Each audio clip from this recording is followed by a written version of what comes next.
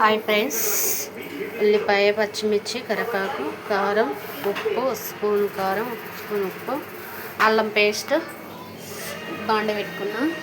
గోకరకాయ మంచిగా ఉడకబెట్టుకోవాలి, పక్క పెట్టుకోవాలి. తర్వాత ఆయిల్ వేసుకోవాలి.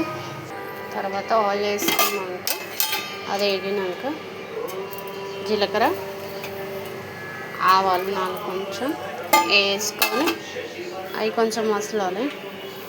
మగ్గినాక తర్వాత ఉల్లిపాయ, పచ్చిమిర్చి, కరివేపాకు వేసుకోవాలి. ఇందులో పెట్టుకుంటే తొందర అవుతుంది. వీటికి సంబంధించిన ఈ గోకరకాయ సంబంధించినవన్నీ ఐటమ్స్ ఇవన్నీ: అల్లం, పసుపు, ఉప్పు, కారం, పచ్చిమిర్చి, కరివేపాకు, ఉల్లిపాయలు. అవి వేగినాక ఇవి వేసుకోవాలి. ఇవి కొంచెం గోల్డ్ కలర్ వచ్చేదానికి ఎంచుకోవాలి.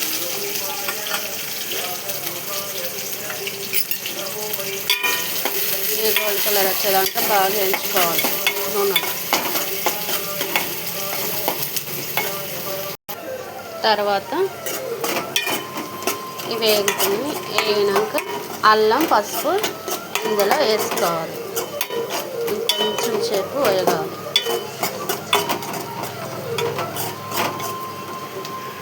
తర్వాత అల్లం పేస్టు, పసుపు ఇందులో వేసుకోవాలి. ఇది పచ్చివాసన పోయేదాకా ఎంచుకోవాలి.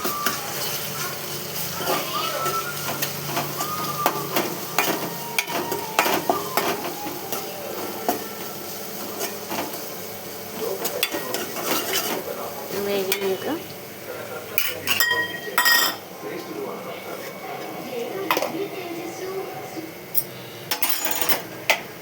బంద్ చేసుకొని వేగినాక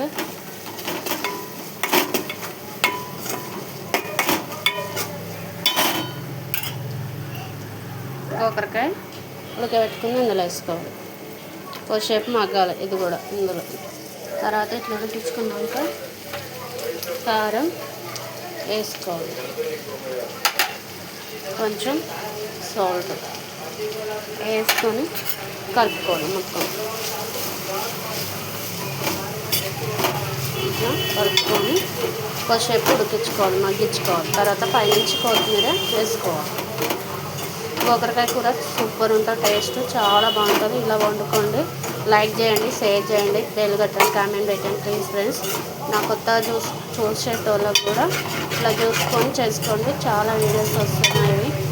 లైక్ చేసుకోండి, సబ్స్క్రైబ్ చేసుకోండి.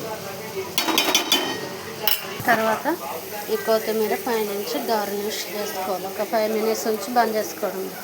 సింపుల్. లైక్ చేయండి, షేర్ చేయండి, బెల్ కొట్టండి, కామెంట్ పెట్టండి ప్లీజ్ ఫ్రెండ్స్.